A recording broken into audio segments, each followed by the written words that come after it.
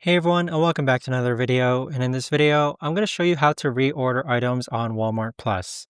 Now, this video is going to be particularly useful for individuals. Let's say that you want to go ahead and reorder the same groceries from Walmart Plus.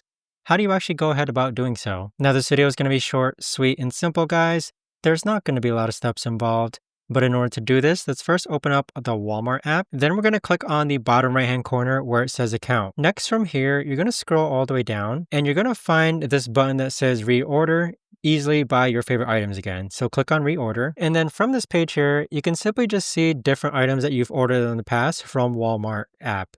So go ahead and click on add, and this will allow you to go ahead and add items that you've ordered before in the past from Walmart. But there you have it, guys. That right there is the best and easiest way that I know of to actually go ahead and reorder items from Walmart app.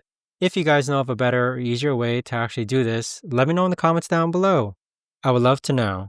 Thanks so much for watching, everyone, and I'll see you guys all in the next video.